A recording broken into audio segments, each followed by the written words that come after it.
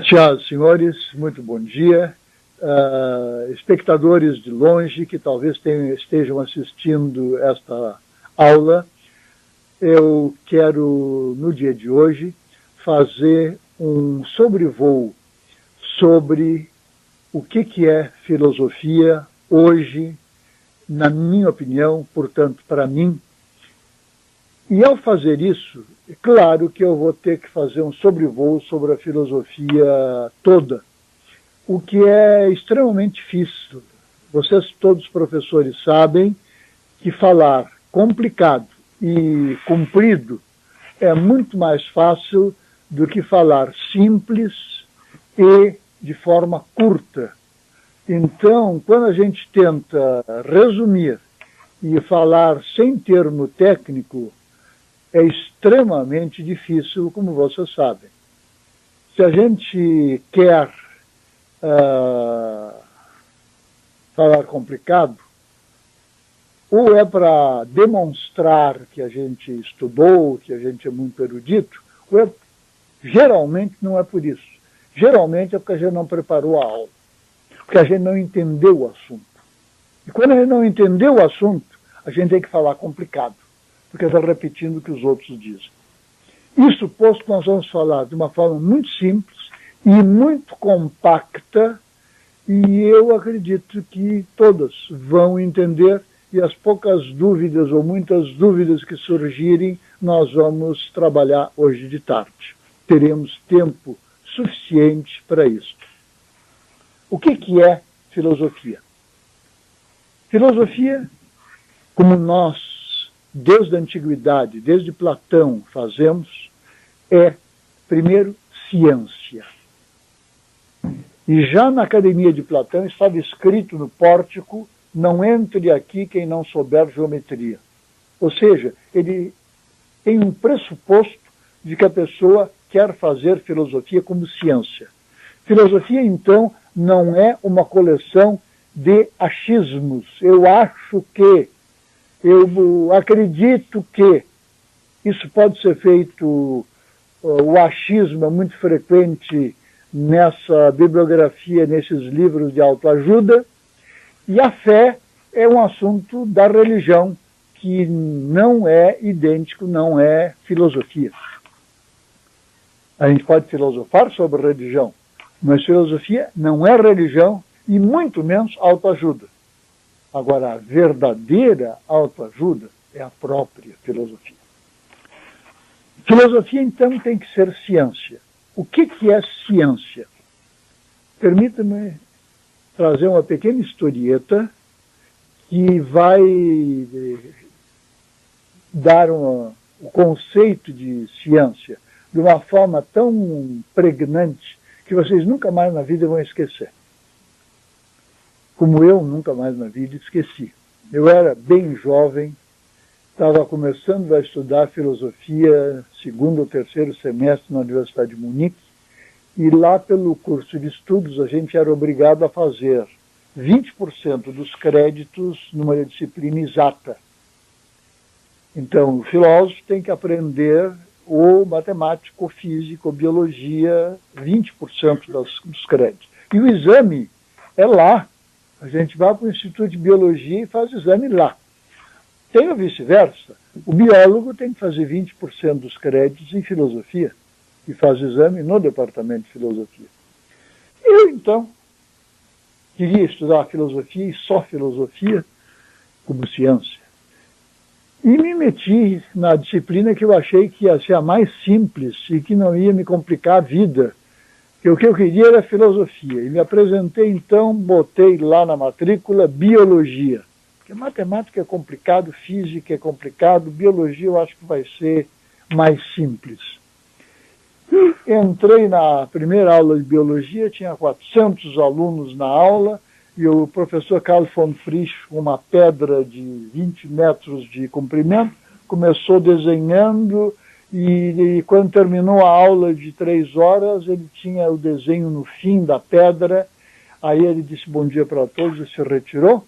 E vieram então 10 assistentes, 15 assistentes, e se reuniram com grupos de alunos. Essa é a assim chamada aula magistral em que o professor fala e depois os assistentes discutem com os alunos as dúvidas, problemas, bibliografia, ficha, etc. Eu assisti aquela aula a partir da primeira estrutura de anatomia comparada e da primeira estrutura foram evoluindo todas as outras e ele desenhando. Eu digo, olha, não vai ser tão fácil como eu pensava. E aí me apresentei porque tinha como fazer um trabalho de biologia, uma pesquisa como trabalho final de biologia. E eu achei que o Carl von Frisch ia me massacrar, porque exatamente naquele período ele estava descobrindo, decodificando a linguagem das abelhas. Foi o primeiro cientista que decodificou uma linguagem que não é humana. E principalmente num lugar muito difícil que é nos insetos. E o que hoje nós sabemos sobre a linguagem das abelhas, nós devemos à pesquisa que foi feita naquela época pelo professor Carl von Frisch, que era o titular. Eu digo, bom, esse aí eu não arrisco, porque ele pega os alunos dele, leva lá para os matos e começa a fazer experiência com abelhas, eu vou passar frio e vou passar o dia lá no mato e a minha filosofia vai para o brejo. Tinha um outro professor que eu não sabia quem era, vinha todas as quartas-feiras do Max Planck Instituto, pegava o trem, em 1 hora ele estava em Munique, dava uma aula magnífica sobre comportamento animal. Estava dando aula sobre o comportamento de gansos e de lobos. Eu disse, bom, isso aí está mais perto do que eu... E assisti a aula e aí me apresentei a ele, olha, eu me chamo Carlos Ciano Lima, eu sou brasileiro, olha, o que eu quero é filosofia, professor. Essa história de andar no mato pesquisando abelha, não dá, porque aí eu não tenho tempo para filosofia. Eu queria fazer um trabalho científico de conclusão. Ele olhou assim para mim, riu e disse, como vocês são sem vergonha, né? Chegar para o professor e dizer que quer fazer uma coisa bem simples. Olha, eu vou te dar uma coisa bem simples. Tu não precisa ir para o mato. Tu vai fazer na tua escrivaninha. Compra um aquário, bota umas pedrinhas, aquele oxigenador, e depois bota 6, 7 peixinhos, bem pequenininhos, só desse tamanho, mas com um nome latino bem comprido.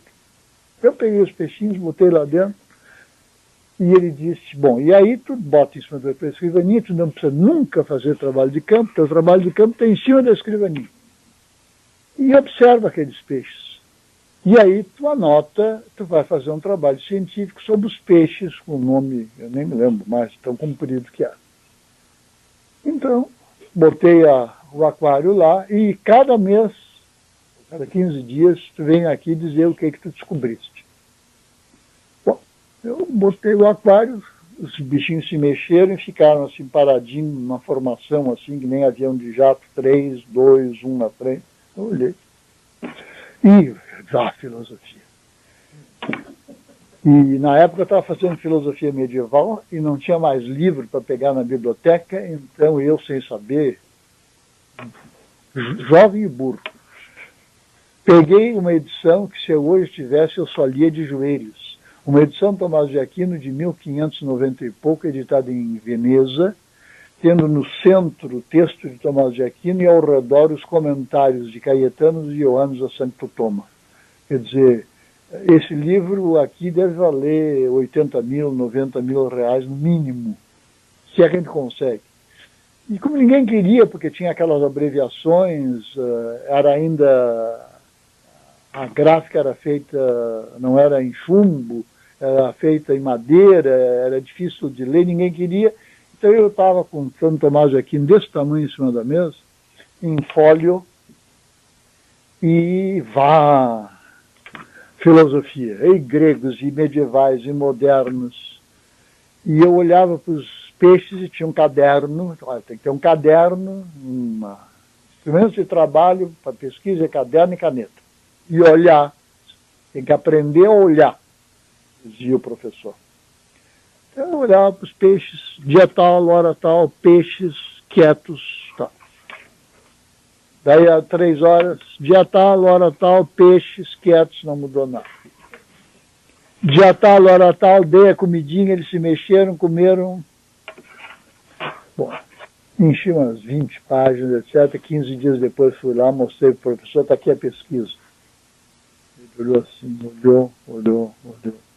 Meu filho, isso não é pesquisa. Mas pesquisa não tem que ser exata, dizer exatamente como é. É. Mas isso aí que tu fizesse ainda não é pesquisa. Isso aí pode ser a base, mas nem isso é. Vai lá e aprende a olhar. Eu digo, o que é isso? Tem que olhar e enxergar aquilo que está lá. Eu olho e não enxergo nada. Ah, pois aí é que está. Tem que olhar bastante.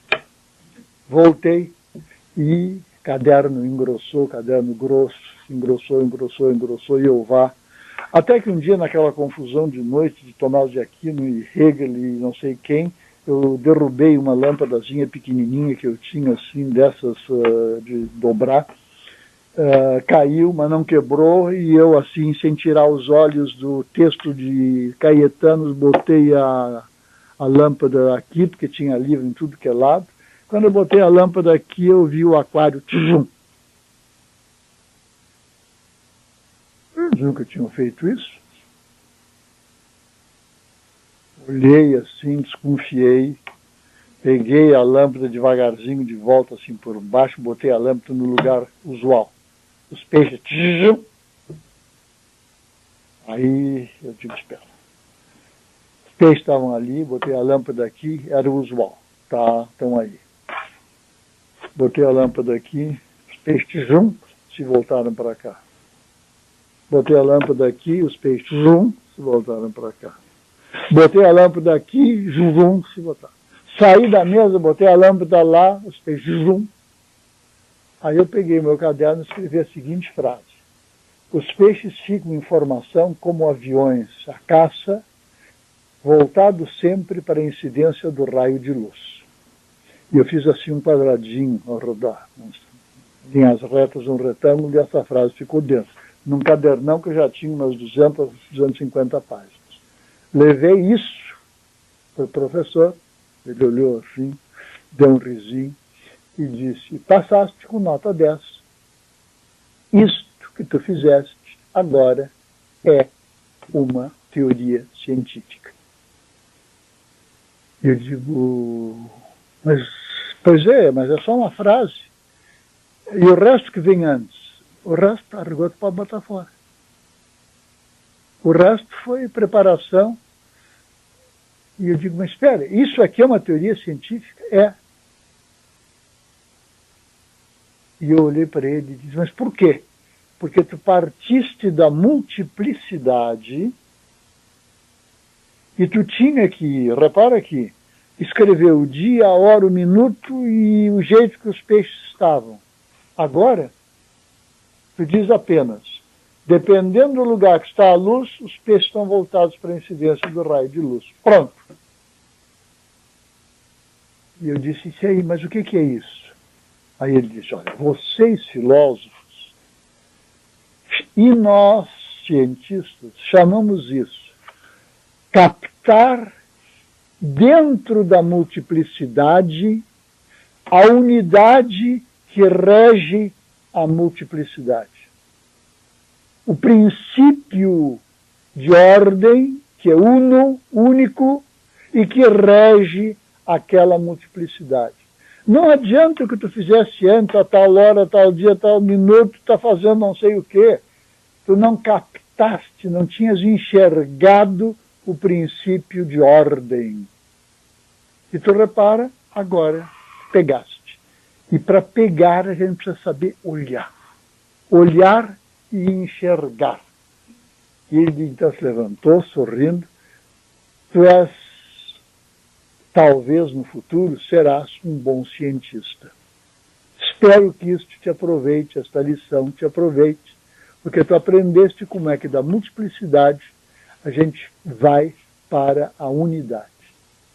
Toda teoria, para ser científica, qualquer ciência que seja, tem que partir de uma multiplicidade e chegar a uma unidade.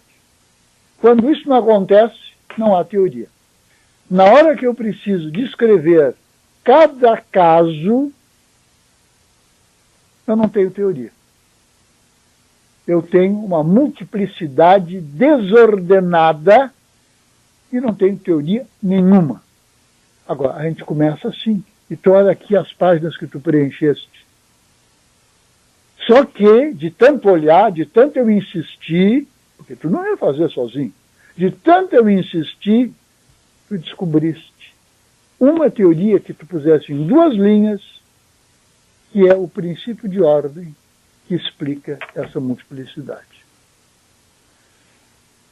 Nota 10.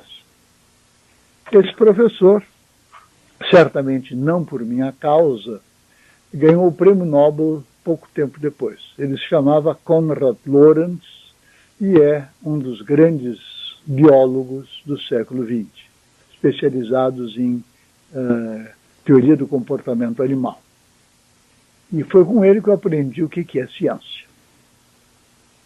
Então, ciência, qualquer que seja, parte da multiplicidade e consegue fazer uma unidade. E na hora que a gente consegue fazer essa unidade, a gente fez uma teoria.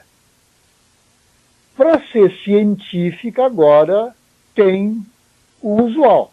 A gente mesmo experimenta várias vezes, depois a gente publica para os colegas, hoje na internet, antigamente em revistas, e um outro colega no Japão vai pegar aqueles peixes e vai fazer experiência e vai dizer em japonês, não é?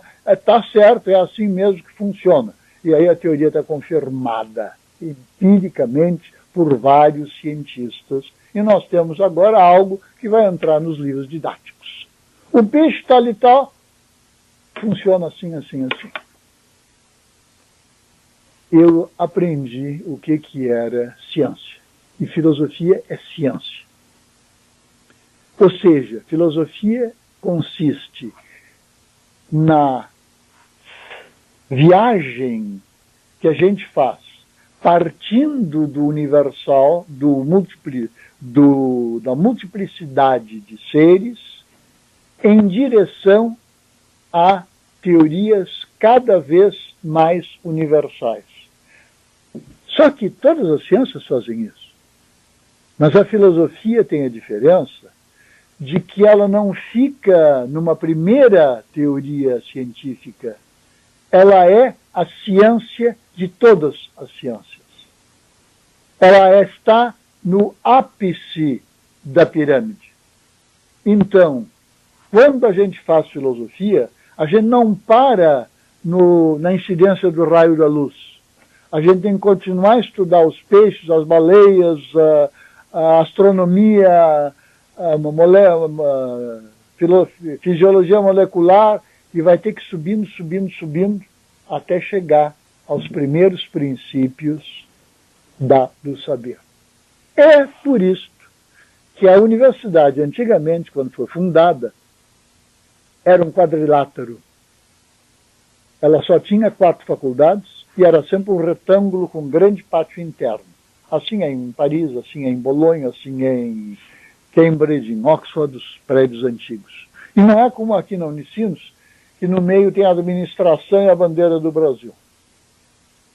Isso aí não é a estrutura da universidade. E o resultado é o que nós temos no Brasil, na Unicinos e nos outros lugares. Tem um biólogo que só entende de biologia, tem um informático que só entende de informática, tem um filósofo que pensa que sabe alguma coisa, tem na medicina um médico que é especialista na mão esquerda e o outro especialista na mão direita. E um que só opera apêndice bom, a superespecialização faz com que a gente tenha perdido na universidade a unidade. Universidade, filosofia é ciência universal.